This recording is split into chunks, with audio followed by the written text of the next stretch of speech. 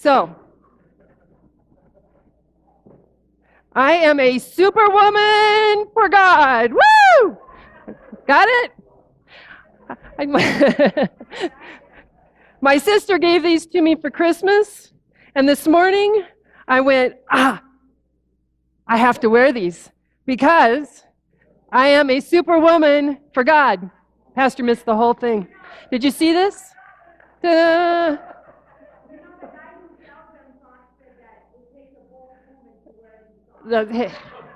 Yep. So I'm bold. I am bold. That's another good word you need to put in your vocabulary. I am bold. Besides being victorious. Good thing those boots are easy to get on and off. So, Pastor, I've been thinking about this, and I think that instead of giving testimonies, we need to give destiny-monies. Yes. Where has God put you? What is the destiny God has placed in your heart? And what is He doing with that destiny right now? And so I thought about this, and I wasn't going to share this, but I think because that's what you've been teaching, I think I need to share that this is my destiny. It is my destiny. I have fought it for a long time, but it is my destiny to stand up here and to teach. And you all have a destiny that God has placed in your heart to do something. It may not be teaching, it may be evangelizing, and some of you are going, whoa, not me. But I met a lady yesterday, oh my gosh. Her heart is on fire, and she knows without a doubt that her destiny is to be an evangelist and to specifically go into women's prisons. God has something that strong for each of you. And God planted that seed in my heart when I was a little girl. I had no idea that it would mean doing this. I loved to play teacher when I was a little girl. I always wanted to come back to the ranch because I believed that there was something for me to do here. I really thought it was agriculture, farming or ranching, and I went to school and I learned to do all of that. But God kept pursuing me and saying, no, that's not what I have for you. That's not what I want you to be doing. And when God brought Pastor Margie and Pastor Greg across Kinney's in my path, I started being stirred in a way I had never been stirred before. And I met some ladies yesterday. I told you these ladies I met yesterday. There are people out there that are hungry for the things that we are learning in here. And if you're not sharing what we're learning in here with people out there, I encourage you to do so. And it doesn't have to be any big deal, and you don't have to, get in their face. All you have to do is start talking about what God is doing in your life. Give them their testimony. We're not going to give testimonies anymore. We're going to give testimonies. Because, we don't, what He did in your past is great, but what He's doing right now in your present and what He's going to do in your future is even better. So that's a freebie for this morning. So what I really wanted to share with you is, like Pastor said, habits, but not habits like you think of habits. That's something that we all need to change, we need to do something about.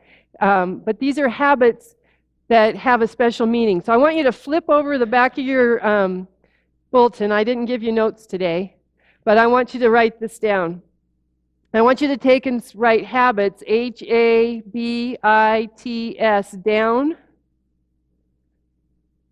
Okay? And then next to H, I want you to put his. And then next to A, I want you to write out the word anointed. And then next to B, I want you to write believers.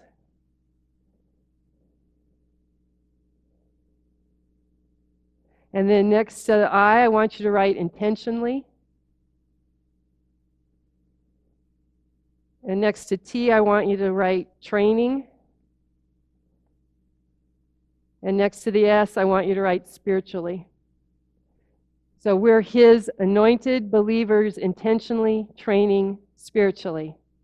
That's the kind of habits that we have. Yes? Okay. So there's five specific habits that I want to start presenting to you. And the first one today is going to be solitude. That's not a word that most of us really are friends with, right? We live in a fast-paced rat race, all the time busy, looking at your phone, listen to something on TV, watching TV, listening to the radio, just go, go, go, constant. But without solitude, without time alone with God, it is really hard to get to know what it is that He wants you to do. So that's the number one habit. The other four include prayer, study and application of Scripture, accepting and responding to God's unconditional love, and involvement in supportive relationships. And I'll talk about those more later in the year as my opportunity comes up to share with you. But today I really want to focus on solitude. 3 and 4 were study and application of Scripture, accepting and responding to God's unconditional love, and involvement in supportive relationships. So I've been reading a book by a gal named Jen Tringale. She is a speaker that we've heard a lot when we go down to leadership summits for FCF International. She's really an amazing woman of God. And she's written a book called Calling, Purpose, Place, and Destiny, something like that. And she wrote, "The depth of a person comes from the time they have taken to be in the presence of God, to listen to His still, small voice." So the depth of a person comes from the time you have taken to spend in the presence of God. So think about it right now. No guilt, no shame, none of that. But when's the last time that you really spent quality time alone with God? Be thinking about that as we talk about this morning. So the key scripture this morning is Psalm 46:10, and it says, "Be still and know that I am God. I will be exalted among the nations. I will be exalted in the earth." But the part I want you to focus on is the be still and know that I am God. Solitude is counterculture, right? It's a challenging behavior. I'm going to be the first to admit I have a hard time. My life is very busy, and I'm looking around at all the faces and the people I know, and I know you're all busy. But if I don't spend that time with God, my day is shot, my week gets messed up, sometimes a whole month can get blown, and I don't want that to happen to us. Especially as Pastor just said and Sherry prophesied, as we step into 2019, there is so much that God has for us. We need to be prepared. We need to know exactly what it is that He wants each of us to be doing. So being truly alone with God without an agenda. Now here's my problem. Okay, so I've decided I'm going to sit down and I'm going to be quiet. But God, I wait. Let's see. What about? And He's like, "Shh, be quiet. I want to talk to you. I have things to say." Can anybody relate to that? For me, personally, my best time is my drive to and from work. I have to be careful not to close my eyes or to get too lost in what he and I are talking about.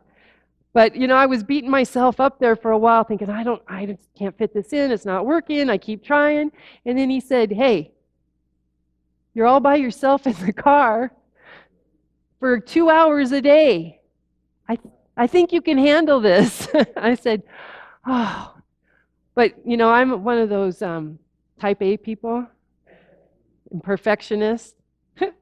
Nobody's perfect, especially me. And I'm so glad he got my attention. because he and I have been having some great conversations. And you can listen to the radio too, a little bit, but don't let that get to be a distraction. But sometimes I find if I feel like I'm done and I turn it on and all of a sudden they say something or a song comes on and I'm like, oh, that's what you were trying to tell me. And I just couldn't hear it whatever way it was being spoken to me at that time.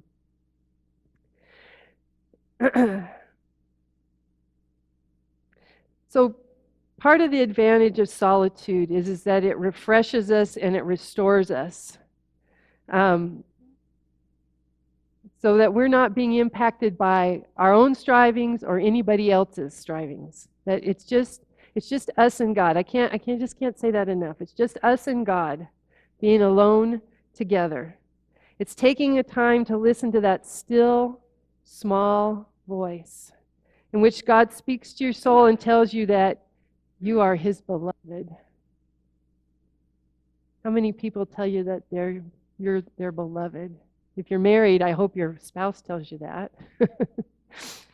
But maybe you're not married. Maybe you're single. Maybe you're, alone. But there is someone who loves you greater than any human being can possibly do, even a spouse or a child or anything, and that's God. He wants you to hear that. He wants you to know that.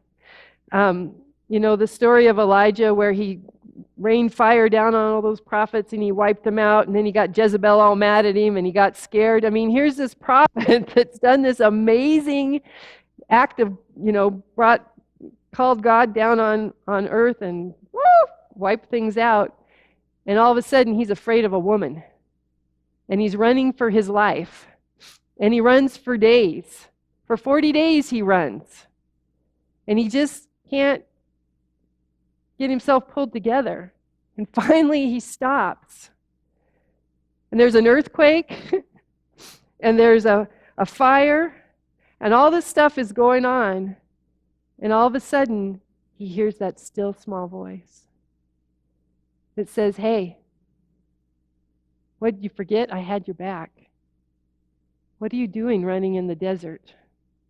I have you. Have you? That's what he's saying to each of us. If you've been running here and running there, and you just feel like you just can't get caught up, and that life is just so overwhelming, stop. Sit down and listen to what he has to say. Jesus modeled solitude a lot, right? It was an integral part of his ministry. I think without it, no way would he have done the things he did, because you have to remember, he was human while he was here, right? He was just like us. One of the first times that he went into solitude was when he was preparing for the tests of leadership and public ministry, and he spent 40 days alone, fasting. Maybe you've been called to some time of fasting. I encourage you to do it.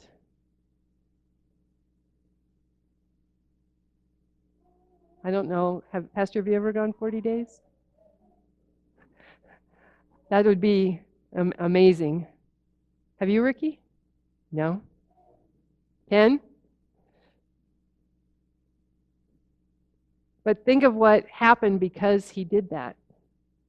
He spent time alone with God. And when the enemy came to get him, when he was at his weakest point, when he was really hungry, he said, nope, you are not tempting me in any way, shape, or form. Part of the key, and this is something we'll talk about, one of those important habits is he had a lot of scripture tucked down in his heart. And he knew how to fight the enemy. He knew how to tell him, back off, Jack. This isn't happening. You're not winning. We're done. We're done. And then there was the day that he spent a whole night alone making the decision about who his 12 apostles were going to be. That wasn't just a I'm going to pick the names out of the hat of all the people that have been following me, and I think hope this works. But he really prayed about who was going to be the 12 that followed and spent time with him the closest. You know, when we decided to start this church, we didn't just go, okay, hey, this is good, we're ready to go. We spent a lot of time in prayer, individually and corporately. And it was when it first started, it was Pastor Greg and Pastor Margie and Kenny and I. And then we prayed, and Ricky and Sherry joined us. And then we prayed, and all of you started coming. So nothing happens without spending time talking to God. If you want it to happen the right way, if you want it to happen the best way, the most excellent way, you have to spend time alone with God. And then, when Jesus received the news of the death of John the Baptist, he withdrew in a boat for a time of solitude. But it also has been a major time of ministry for him, too. He needed a time to refresh, to regroup. He just learned that his very dear cousin had passed away horribly. You know, had his head chopped off, and he had to go into solitude. Sometimes we need that. Sometimes we just need time to grieve or to work through things. We just never know what the enemy is going to throw at us.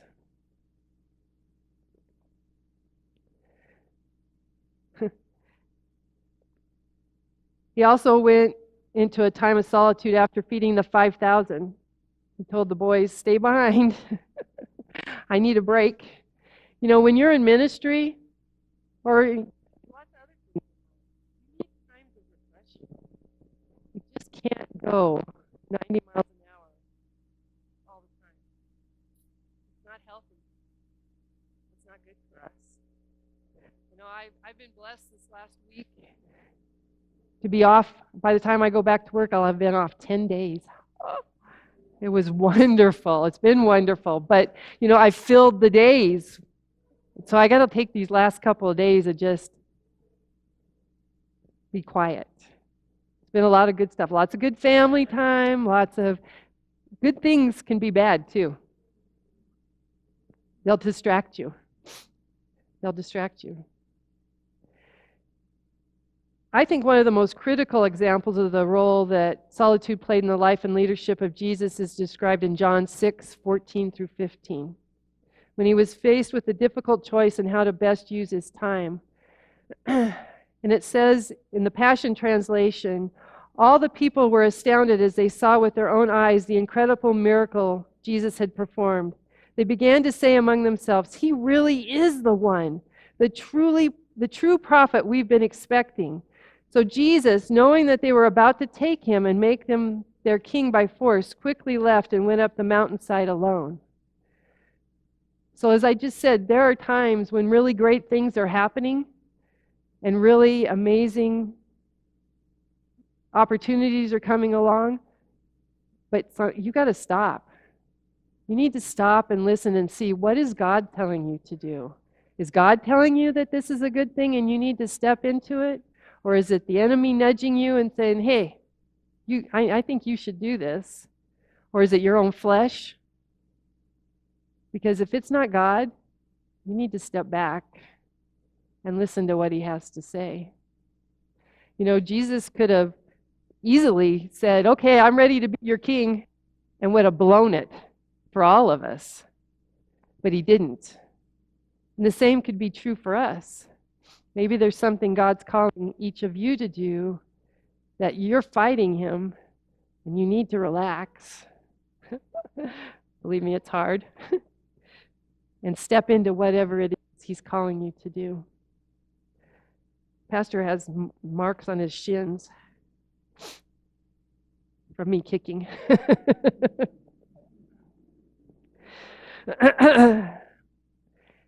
Taking alone time with God as an audience of one is an important habit that will keep ego. Remember from when I've preached before, ego is edging God out. I don't know why God gives me acronyms. He just gives me acronyms. From compromising your leadership. And, you know, leadership comes in a lot of different forms. It's not just standing here in the pulpit or being the president of a company or a country or whatever. It can be being a parent. It can be being a big brother or big sister. It can be leading a couple of people in the office. We all have some leadership role of some type. It says in Proverbs 27:21 that the crucible for silver and the furnace for gold, but man is tested by the praise he receives.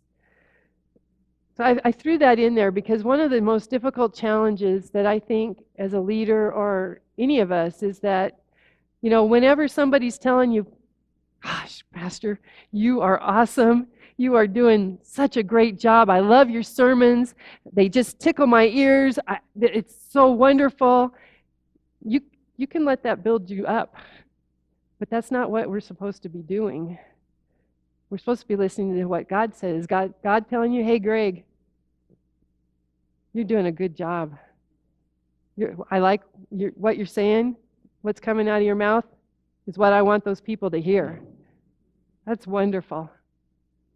That's what matters the most. That's what matters the most. Another important aspect of daily time with God in solitude is that it enables you to make the difficult choices of leadership. So in Mark 1:32-38, it says, at evening when the sun had set, they brought to him all who were sick and those who were demon-possessed. And the whole city was gathered together at the door. Then he healed many who were sick with various diseases and cast out many demons, and he did not allow the demons to speak because they knew him. Now in the morning, having risen a long while before daylight, he went out and departed to a solitary place, and there he prayed. And Simon and those who were with him searched for him. When they found him, they said to him, everyone is looking for you. But he said to them, let us go into the next town that I may preach there also, because for this purpose I have come. We can let people stop us from serving our purpose. Jesus could have said, okay, I'm staying here. There's a lot of people that need to be healed and fixed and taken care of. But he knew it was time to move on, that there were other people in other places that needed to hear about him. We can come to church every Sunday and we can sit here and we can hear all this stuff. But if we never go out and share it with the next group of people, there's no benefit. There is absolutely no benefit to us coming every Sunday. You might as well stay home. Maybe it's a benefit to you, but we're called to share it with other people. Jesus needed to serve his purpose, and you and I need to serve our purpose. I don't know about anybody else, but I really find that if the best time of day for me to spend time alone for God, besides in the car, which is the biggest chunk of time I have, if I don't pray before I get out of bed, chances are I'm going to miss it for the day because I get busy doing other things. I get rushed, getting my clothes on, making sure I've had breakfast, packing my lunch, making sure Kenny has his chore list for the day.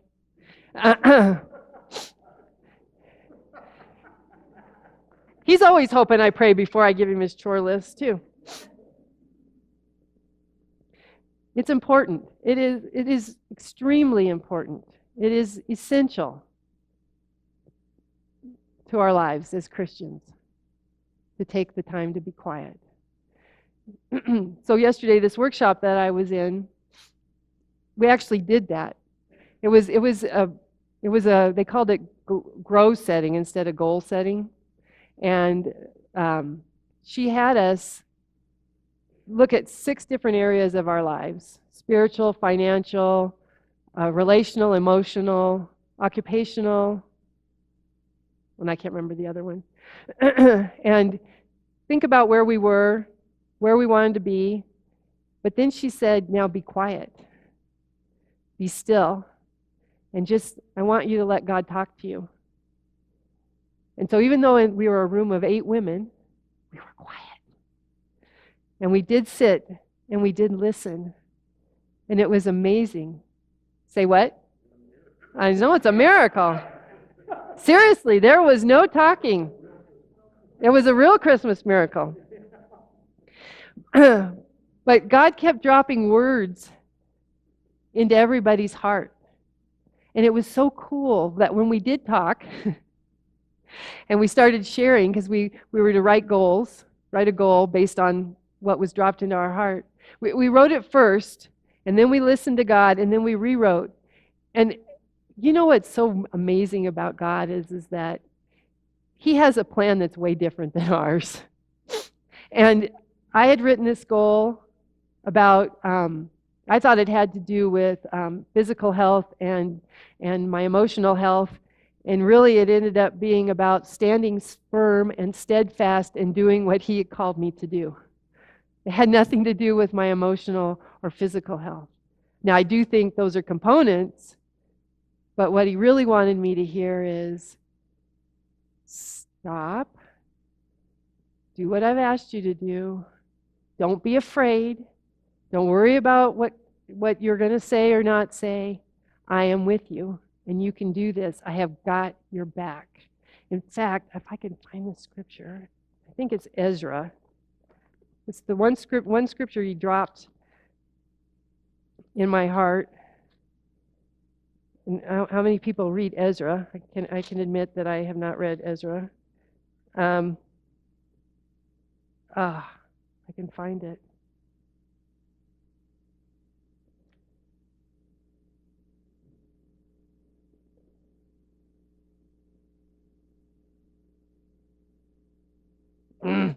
I'll have to share it another time, but it was awesome. It was like, okay,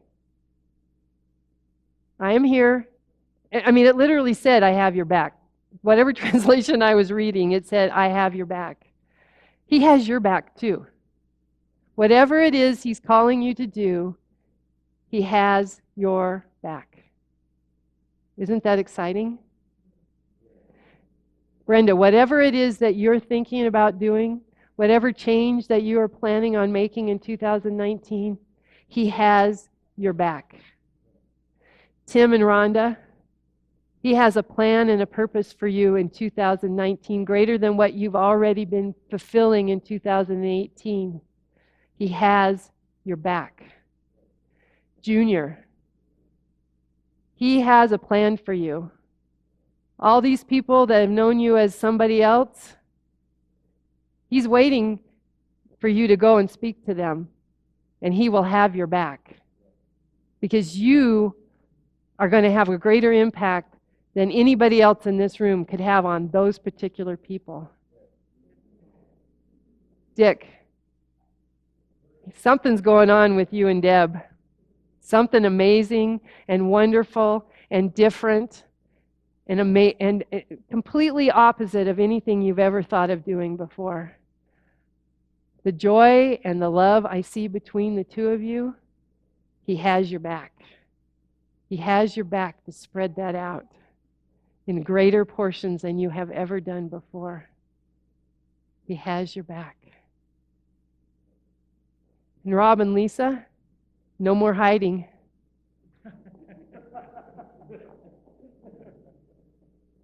2019, stuff's happening.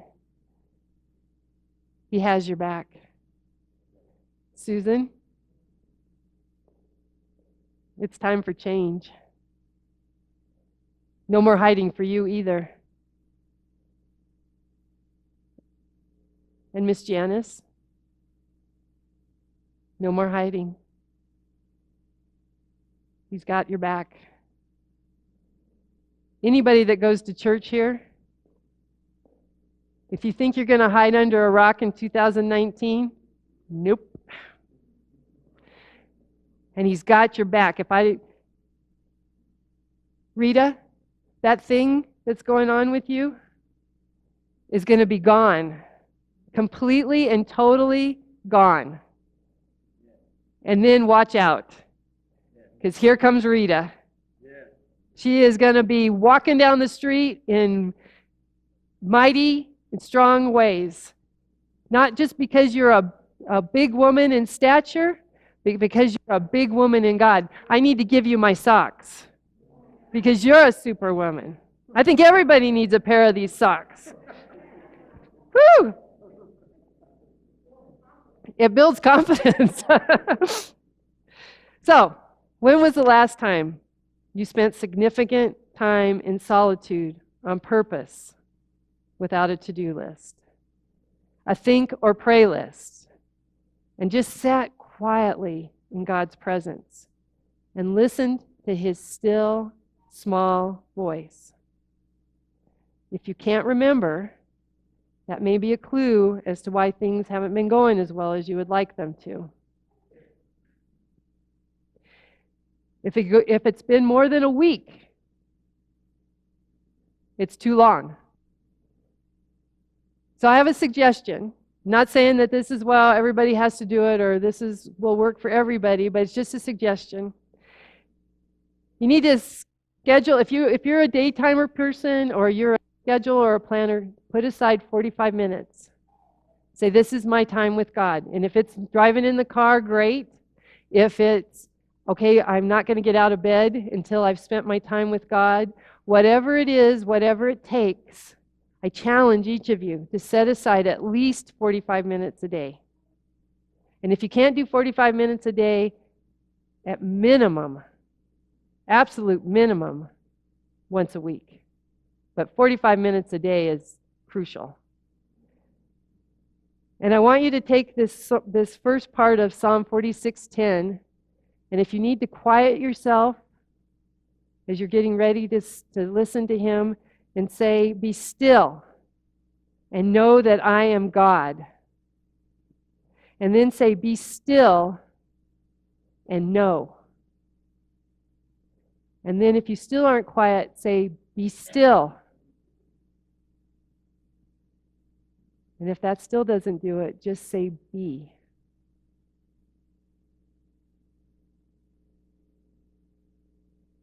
Place your hands on your knees, however you want to do this, and start laying things down at the foot of the cross.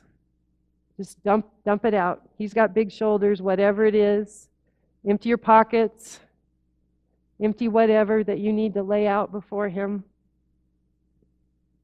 And when you've laid everything down, everything that you can think of, turn your hands upward as signifying as I'm letting it go. I'm done. I'm not picking this stuff back up. And then start thinking about some aspect of God's mercy, of his grace, of his loving kindness, of his goodness. Whatever it is, just start thinking on those things. Think of him as your healer, as your protector.